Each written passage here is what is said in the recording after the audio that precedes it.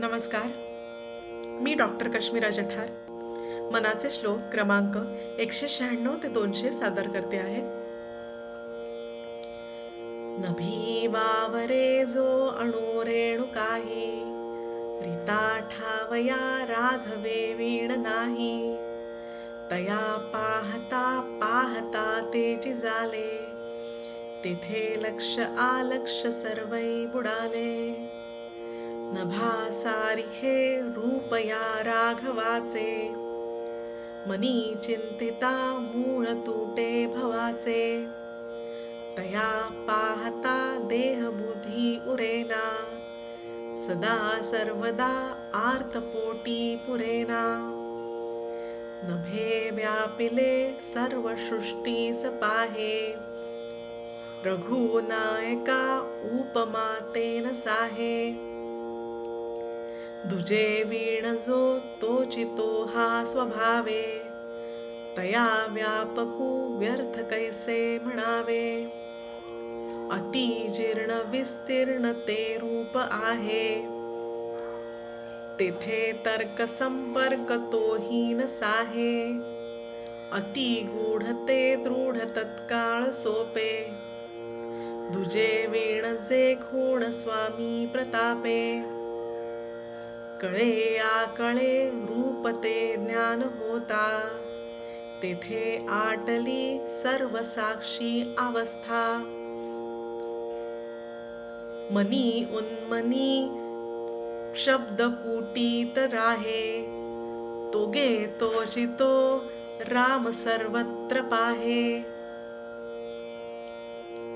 सर्वव्यापी सर्वसमावेशक अशा त्या रघुरायाच्या रूपाबद्दल बोलू तेवढं थोडंच.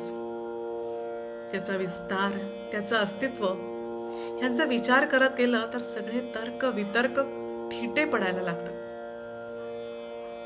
त्याला उपमा द्यायचीच तर सगळ्या सृष्टीला व्यापणाऱ्या नभाची तुलनाही कमी पडते.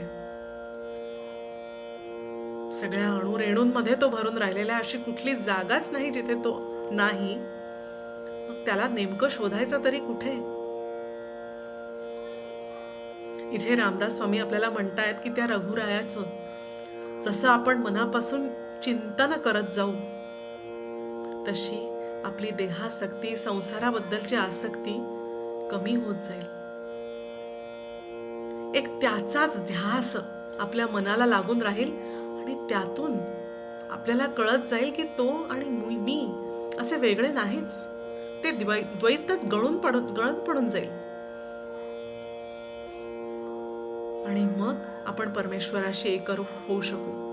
अर्थात ही प्रक्रिया सोपी नाही. त्या अतिगूढ परमेश्वराचं खरं रूप समजून घेणं, त्याच्याशी खऱ्या अर्थाने एकरूप होऊन जाणं हे येरा गवाळ्याचं कामच नव्हे. तिथे आपल्याला ज्ञानी व्यक्तींचं मार्गदर्शन हे गरजेचंच आहे. या मार्गदर्शनातून आपल्याला ज्ञान प्राप्ती होईल. त्यातून आपल्या मनातला साक्षी भाव दूर होईल.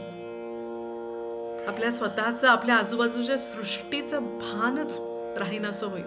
एक उन्मनी अवस्था मनाला प्राप्त होईल आणि मग जिथे पाहू तिथे आपल्याला तो देव दिसू लागेल.